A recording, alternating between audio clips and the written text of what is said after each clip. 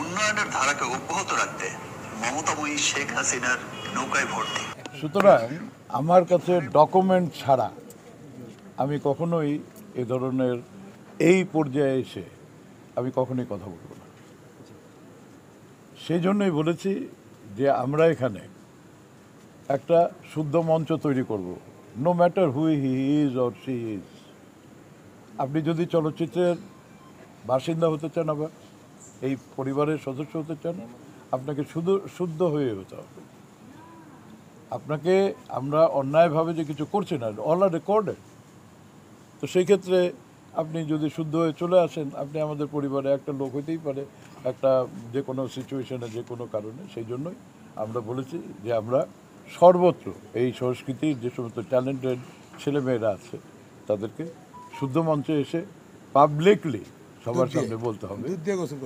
হ্যাঁ, যদি এটা আমাদের দাবি, এটা আপনারা এটার মধ্যে যথেষ্ট যুক্তিযুক্ত কনসেপ্ট এটা, যে ঠিক আছে আপনার যে এরিয়াতে আপনি আমাদের চলচ্চিত্রে যদি কেউ হয়, সে বলবে যে আমি ভুল করেছি, পাবলিকলি বলতে হবে। চুপি চুপি সারে এখন তো আর রাজনীতি করা যাবে না। শাকিব খান সহ আরও অনেকে রয়েছেন, যেমন চিত্রনায়ক ফেরদৌস সাহেব তো সাবেক সংসদ সদস্য ছিলেন, নিপুণ আক্তার ওনার সাবেক সাধারণ সম্পাদক শিল্পী সমিতি, ওনাদের ব্যাপারে অনেক কিছুই আমরা শুনছি। তো আসলে ওনারা যদি ফিরে আসতে চান, যেটা আপনারাও চাচ্ছেন যে তারা ভুল বুঝে শুদ্ধ হতে আসুক, কি আমি একটা জিনিস পরিষ্কার করে দিতে চাই, আমাদের দেশের আইনে যদি কোনো ক্রিমিনাল অফেন্স আপনি করে থাকেন, সেখানে আমার শুদ্ধ করার কোনো সুযোগ নাই। সেক্ষেত্রে আইন তার নিজস্ব গতিতে চলবে, বিচার তার নিজস্ব ওয়েতে হবে। আমি শুধু বলেছি যদি ক্রিমিনাল অফেন্স না হয়ে থাকে কিংবা কোনো কিছু না হয়ে থাকে, একটা লোক একজন গেছে, যাওয়ার পরে 10 জনকে দেখেছে, যে কথা বলেছি যে আপনি আপনার ইন্টেলেকচুয়াল ট্যালেন্টটাকে ব্যবহার করে আপনি তো নিজেকে দোষীতে রূপান্তরিত করেছেন, পাশাপাশি যে নতুন প্রজন্ম, সেই প্রজন্মকেও আপনি কলুষিত করছেন এবং উৎসাহিত করছেন তার পথে যাওয়ার জন্য। সেই কারণেই আপনি দুর্নীতিগ্রস্ত। তো সুতরাং আমি মনে করি যে আমরা যেটা ঘোষণা দিলাম আজকে, এটা কারেক্ট একটা ঘোষণা দিয়েছি, এবং সেই প্রক্রিয়া হলে পরে ভবিষ্যতে আর কেউ এই ধরনের ঘটনা ঘটানোর আগে 10 বার চিন্তা করবে যে এটা করবো কি করবো না। আমরা একটা জিনিস শুরু করে দিলাম। এই ভুল বুঝে যদি না আসে, সেক্ষেত্রে তাদেরকে আমাদের না, এটা আমাদের দরকার নেই, তারা অবাঞ্ছিত হোক, কি হবে না হবে, কিন্তু আমাদের সেটা নিজে থেকেই হয়ে যাবে। তখন আমরা আমাদের কি প্রক্রিয়া হবে, স্বাভাবিকভাবেই সে তো নিজেই নাই। আপনারা যদি এখন খেয়াল করে দেখেন যে সেই সমস্ত যারা অপরাধী, তারা তো আর ঘুরছে না, তারা তো আসছে না, নিজেরাই চলে গেছে তাদের এই বোধ থেকে।